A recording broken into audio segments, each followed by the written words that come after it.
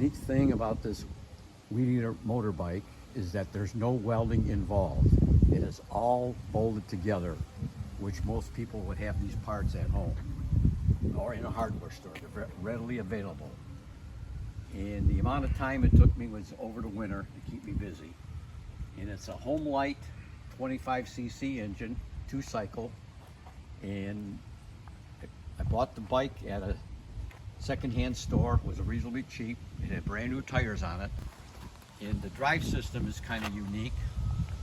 I'll show you how I disengage and engage it. Right now it's disengaged.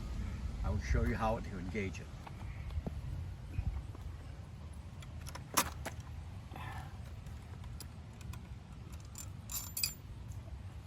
This has what they call an over-center locking mechanism, or similar to a load binder that they use on chains, and it locks down against the drive wheel.